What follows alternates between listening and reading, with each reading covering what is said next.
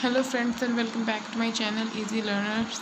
आई hope आपको मेरी पहली वीडियोस पसंद आ रही होंगी और प्लीज़ अगर पसंद आ रही हैं तो उसको लाइक कीजिए, ज़्यादा से ज़्यादा शेयर कीजिए और प्लीज़ मेरे चैनल को सब्सक्राइब कीजिए ताकि आने वाली वीडियोस के नोटिफिकेशन आपको पहले मिल जाएँ, है ना। और अगर आपको मेरी वीडियो अच्छी लग रही है तो प्लीज़ कमेंट में अप्रिशिएशन डालिए, और अगर आपको मेरी वीडियो अच्छी नहीं लग रही है, कोई प्रॉब्लम या कोई डाउट, कोई कंसेप्ट छूट जाता है तो प्लीज़ आप वो भी मुझे कमेंट सेक्शन में बता सकते हैं, जिससे मैं अपनी और आपके लिए और वीडियोस थोड़ा अच्छे तरीके से बना सकूं, जो आपकी प्रॉब्लम है उनको दूर कर सकूं।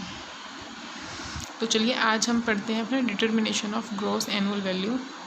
इट मीन्स जो हमने लास्ट चार्ट में अपनी जीएवी पढ़ी थी, उसमें जो जीएवी हम कैलकुलेट करते हैं उसको डिटरमाइन कैसे करते हैं, है ना। अब उसके लिए हमारे पास में कुछ टर्म्स होती हैं, जैसे fair rent, municipal value, standard rent, actual rent, expected rent.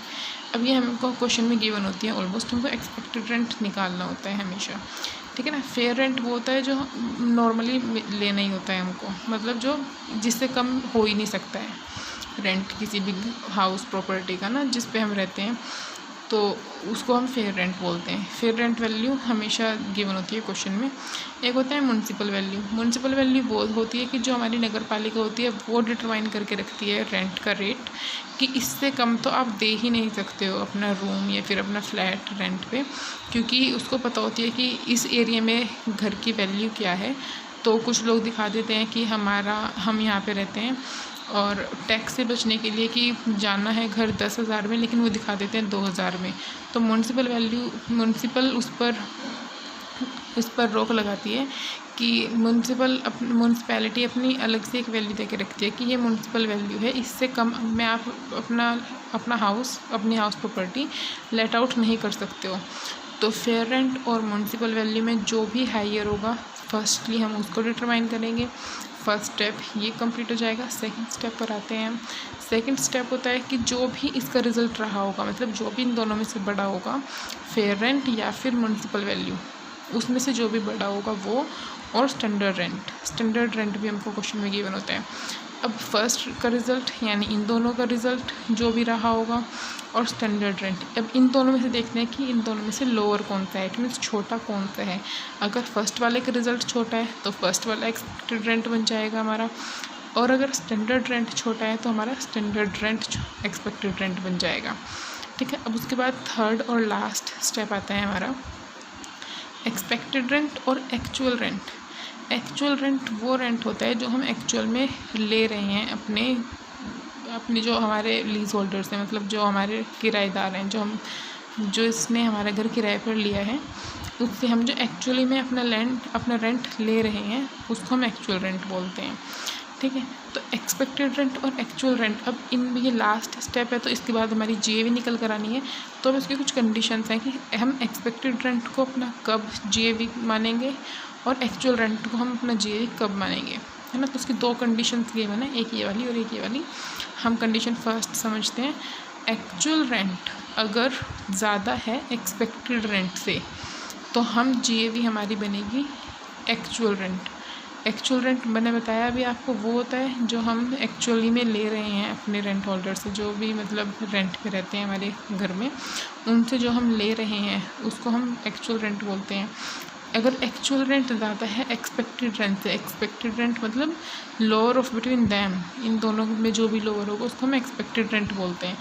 अगर हमारा एक्चुअल रेंट ज़्यादा है एक्सपेक्टेड रेंट से, तो हम एक्चुअल रेंट को ही अपना जीएवी मानेंगे, क्योंकि गवर्नमेंट क्या बोलती है, जो ज़्यादा है हम उसको ही अपना जीएवी मानते हैं। गवर्नमेंट को जितनी ज़्यादा से ज़्यादा इनकम पे हो सकता है वो उतनी ज़्यादा से ज़्यादा इनकम पे टैक्स लेने की कोशिश करती है, इसलिए वो बोलते हैं कि अगर एक्चुअल रेंट आपका ज़्यादा है तो हम एक्सपेक्टेड रेंट को मानेंगे ही नहीं, क्योंकि आप ले तो ज़्यादा रहे हो, इसलिए अपनी जीएवी भी एक्चुअल रेंट को ही बनाओगे, आप दिखाओगे हमको।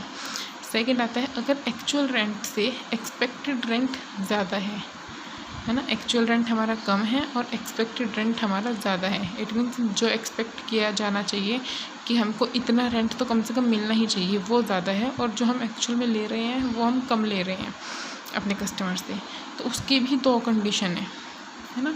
अगर हमारा एक्चुअल रेंट ज़्यादा होता है, हमारा एक्सपेक्टेड रेंट ज़्यादा होता है एक्चुअल रेंट से, तो उसकी भी दो कंडीशंस हैं। फर्स्ट कंडीशन है कि एक्चुअल रेंट कम है और एक्सपेक्टेड रेंट ज़्यादा है बिकॉज ऑफ वैकेंसी, क्योंकि एक्सपेक्टेड रेंट हमारा निकलता है कंप्लीट ईयर का और एक्चुअल रेंट निकलता है हमारा नंबर ऑफ़ मंथ्स का।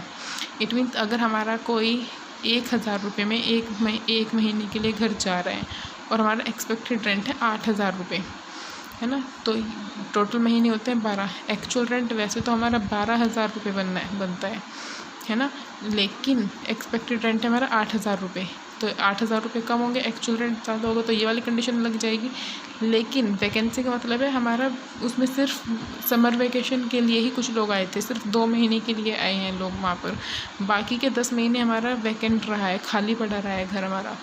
तो इट मीन्स हमारा एक्चुअल रेंट हमको मिला है 2,000 रुपये, जबकि एक्सपेक्टेड रेंट था हमारा 8,000 रुपये। तो इस केस में एक्सपेक्टेड रेंट ज़्यादा होगा, एक्चुअल रेंट हमारा कम होगा। लेकिन वो किसकी वजह से रहा है? वैकेंसी की वजह से। अगर हमारा घर खाली ना होता, वैकेंट ना होता, तो हमारा एक्चुअल रेंट ज़्यादा होता एक्सपेक्टेड रेंट से, इसलिए हम एक्चुअल रेंट को ही अपना जीएवी मानेंगे। क्लियर है? अगर आपको इसमें इस पॉइंट में या फिर ऊपर कहीं पर भी कोई प्रॉब्लम आती है तो प्लीज़ आप मुझे कमेंट करके बता सकते हैं, मैं सेपरेट वीडियो में आपको उसको अलग से समझाने की कोशिश करूँगी। सेकंड पॉइंट आता है हमारा, अगर एक्चुअल रेंट से ज़्यादा है हमारा expected rent because of any other factor, कुछ और रीजंस की वजह से हमारा एक्सपेक्टेड रेंट ज़्यादा है एक्चुअल रेंट से, तो हम एक्सपेक्टेड रेंट को ही अपना जीएवी मानेंगे। इट मीन्स अगर हमारा एक्सपेक्टेड रेंट ज़्यादा होता है एक्चुअल रेंट से, हम एक टाइम पर उसको एक्चुअल रेंट जीएवी ले सकते हैं और एक टाइम पर हम उसको अपने एक्सपेक्टेड रेंट को अपनी जीएवी मान सकते हैं, लेकिन उसकी कंडीशंस दूसरी हैं। अगर हमारा एक्चुअल रेंट कम होता है बिकॉज ऑफ वैकेंसी, खाली रहने की वजह से, तो हम एक्चुअल रेंट लेते हैं।